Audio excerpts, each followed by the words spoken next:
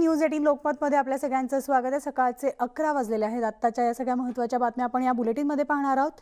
तर सुरुवातीला आपण जाऊयात ते म्हणजे जगद्गुरू संत तुकाराम महाराजांच्या पदस्पर्शाने पावन झालेल्या देहू नगरीत तब्बल 2 वर्षांच्या कोरोना महामारीनंतर आज संत तुकाराम महाराजांचा 374वा वैकुंठगमन सोहळा साजरा होतोय। पहाटे 4:30च्या सुमारास संत तुकाराम महाराज मंदिरात महापूजा करण्यात आली आणि आता तुकोबांच्या पालखीनं मंदिर प्रदक्षिणा घालण्यासाठी बाहेर पडलेली आहे। तर ज्ञानबा तुकारामाच्या जयघोषानं देहू नगरी दुमदुमून गेली आहे।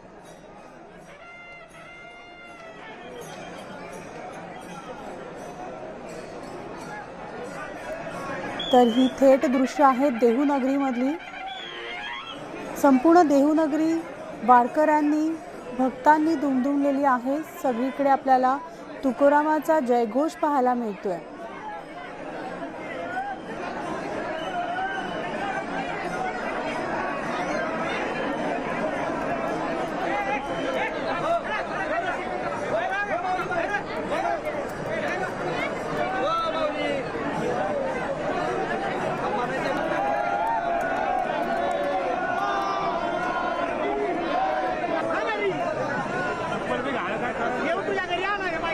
तर पालखी सोहळा सुरू झालेला आहे आणि त्यासाठी राज्यभरातून विविध ठिकाणाहून वारकरी देहू नगरीमध्ये दाखल झालेले आहेत।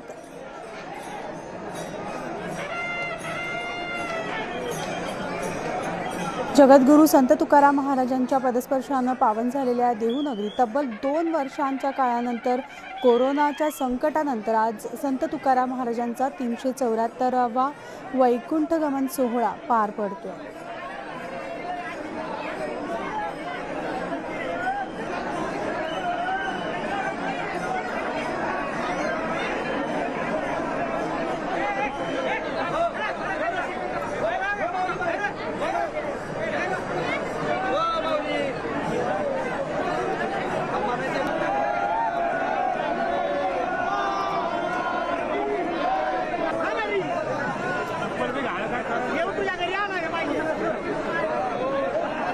तर ही दृश्य आहेत थेट देहू नगरीमध्ये अत्यंत बोलकी मन भारावून टाकणारी ही दृश्य आहेत।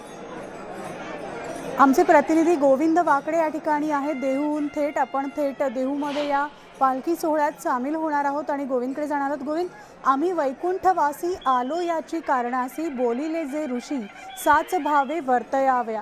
खरं तर अगदी मन भारावून टाकणारं आणि आनंदमय असं वातावरण या देहू नगरीमध्ये पाहायला मिळतं। सगळ्या वारकऱ्यांनी देहू नगरी अक्षरशः फुलून गेलेली आहे।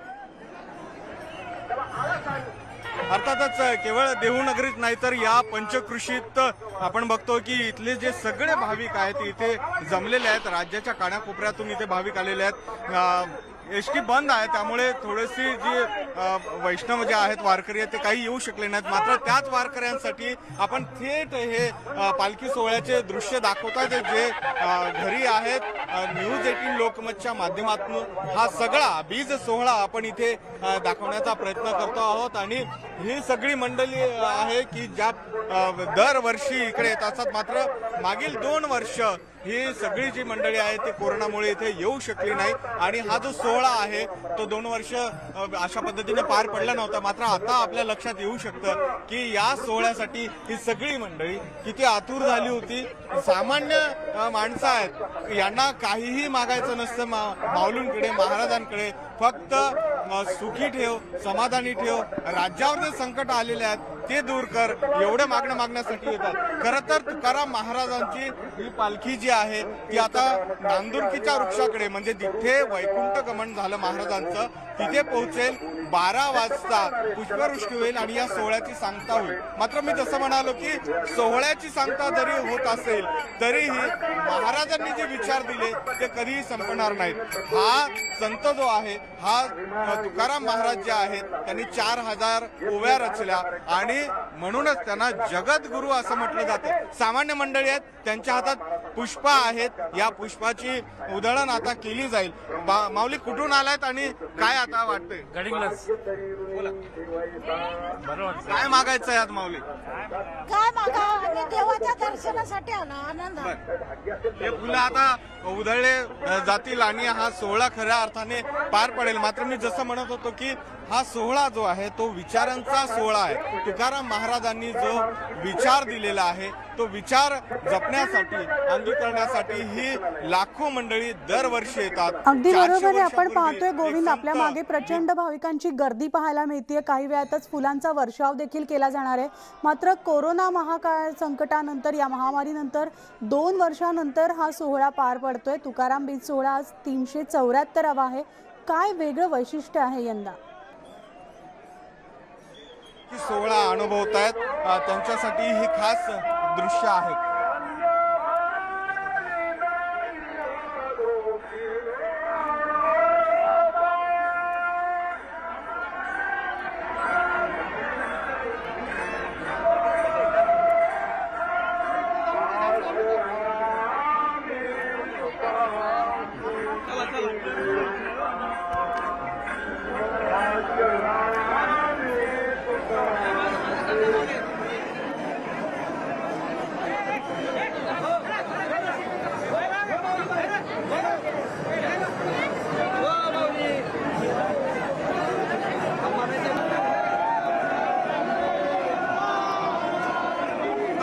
पालखी प्रस्थान जे आहे ते मंदिरातून पालखी निघाल्यानंतर तुकाराम महाराजांच्या पादुका ज्या आहेत ते पुढे जे आपल्याला स्थान दिसतं आहे वैकुंठ गमन स्थान, तिथे आता थोड्याच वेळात पोहोचेल.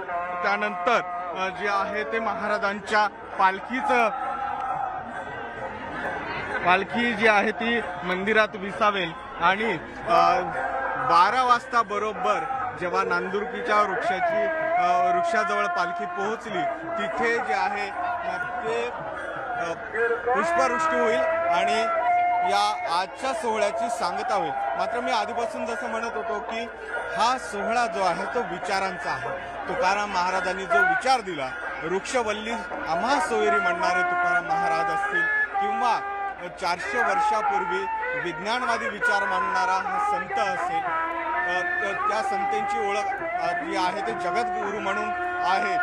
तुकाराम महाराजांच्या गाथा बुडवल्याचं अनेकांना माहिती आहे. मात्र त्या गाथा ज्या आहेत ते विचार जे आहेत ते पुसण्याचे प्रकार झाले. पण तरीही आज जर बघितलं 400-450 वर्षांनंतरही तो विचार या भक्तांच्या मध्ये कायम आहे आणि तो विचार जपण्यासाठी म्हणूनच येतात. हा संत केवळ विचार देणारा नव्हता तर विचार स्वतःपासून सुरू करायचा. कारण तुकाराम महाराजांच्या काळात जेव्हा प्रचंड दुष्काळ आला होता तेव्हा जे कर्जबाजारी व्यक्ती होते त्यांच्या कर्ज रोखे जे आहेत त्यांच्याकडनं कर्ज वसूल, कारण की तुकाराम महाराज जे आहे ते सावकारी कुटुंबातले होते आणि सावकारी कुटुंबातले असल्यामुळे गावातील लोकांनी जे कर्ज घेतलं होतं ते कर्ज वसूल करणं गरजेचं होतं. मात्र दुष्काळ आल्यामुळं या नागरिकांकडे द्यायला त्यावेळेस पैसे नव्हते. त्यावेळेस तुकाराम महाराजांनी जे कर्ज रोखे होते, जे कर्जा वसुलीच्या सगळ्या वह्या होत्या त्या इंद्राणीत बुडवल्या होत्या. असा संत होणे नाही, कारण की जे आचरण आहे ते स्वतःपासून त्यांचं असायचं. याच नगरीत त्यांचा जन्म झाला, इथेच त्यांनी विचार पेरले. बाजूला भामचंद्र डोंगर असतील तिथे त्यांनी वृक्षवल्ली आम्हा सोयरी अशा संदेशही दिलेला आहे. आपण काही या सोहळ्यात उपस्थित झालेल्या सगळ्या भक्तांशी बोलण्याचा प्रयत्न करू. नेमके कुठून आलेत आणि काय आहे की या दोन्ही बाजूला ही सगळी मंडळी अशा पद्धतीने पुष्प घेऊन बसलेली आहे आणि ही सकाळी अगदी पहाटेपासून जिथपर्यंत तुमची नजर जाईल तिथपर्यंत ही सगळी गर्दी आहे. मी विनंती करतो व्हिडिओ गणेश कदम यांना की या पद्धतीनं हा सगळा जो सोहळा आहे तो इथे पार पडतो आणि या सोहळ्यासाठी साधारण लाखो जे वारकरी आहेत ते इथे जमलेले आहेत. थोड्याच वेळात या सोहळ्यासाठी जे आता ज्या कीर्तनाने शेवट होतो ते कीर्तन आता इथे सुरू आहे आणि आपण बघतो की सोहळ्यामध्ये केवळ वारकरीच नाही तर वेगवेगळ्या वयोगटातली सगळी मंडळी सुद्धा इथं आलेल्या आहेत आणि जिथपर्यंत आपला नजर जाईल तिथपर्यंत हा जनसमुदाय, हा वारकऱ्यांचा मेळा आपल्याला बघायला मिळतो. आपण जसं म्हणत होतो की वारकरी जे आहेत त्यांना इथे येऊन काही मागणं मागायचं नसतं, ते फक्त सुख दे आणि जे विचार दिलेले आहेत ते अंमलात, त्या आचरणात आणू दे, एवढाच भाव जो आहे तो इथल्या वारकऱ्यांचा असतो. मावशी कुठून आलाय, काय मागणं मागता? आम्ही ठाण्यावरून आलेलो. ठाण्यावरून काय मागायचं? काय मागायचं भगवंताला? सगळी सुखी राहू दे जनता, सगळी जनता सुखी राहू दे भगवंताला, हे मागणं आमचं. किती वेळापासून बसला आहेत आणि काय वाटतंय, किती वेळ बसणार? बरेच वेळ झाला, 2 तास झालं बसलेलं आहे इथं आम्ही. आणि खूप छान वाटलं आम्हाला इथं बसायला. हो, अभंग कीर्तन ऐकत बसलेलो आहे ना आम्ही इथे बराच वेळ. अर्थातच लहान मुलं सुद्धा इथे आलेले आहेत. आपण बघतो की कशा पद्धतीनं हा सगळा सोहळा. काय तुम्ही मुलाला घेऊन आलात? हे संतांचे विचार आहे, संस्कार आहेत. संस्कार कीर्तनासाठी, बीजासाठी, प्रत्येक वर्षासाठी येतो आम्ही. लहान लहान मुलं पण घेऊन येऊ शकते, खास म्हणजे कीर्तन ऐकण्यासाठी आणि देवाचं दर्शन घेण्यासाठी. हा परंपरेचा एक भाग म्हणावा लागेल की दरवर्षी अशा पद्धतीनं अख्खं कुटुंब इथे येत असतं. आपण बघितलं तर या ठिकाणी सुद्धा लक्षात येईल की कशा पद्धतीने सगळी मंडळी आहेत आणि हा सोहळा थोड्याच वेळात पार पडेल. पुष्पवृष्टी होईल आणि त्यानंतर या सोहळ्याची सांगता होईल. मात्र हा सोहळा, याची देही, याची डोळा अनुभवण्यासाठी ही सगळी मंडळी इथे जमलेली आहे. सगळे भाविक आज या ठिकाणी खरं तर हा सोहळा अनुभवण्यासाठी जमलेले आहेत.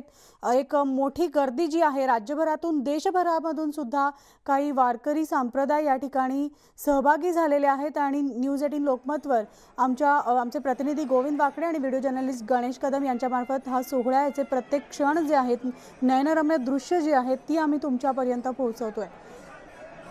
नये जरी तुझ मधुर उत्तर, दिधला सुस्वर नाही देवे, नाही तयाविण भूकेला विठ्ठल, येई तैसा बोल रामकृष्ण. देवापाशी मागे आवडीची भक्ती, विश्वासे ऐशी प्रीती भावबळे, तुका म्हणे मना सांगतो विचार, धरावा निर्धार दिसेंदिस.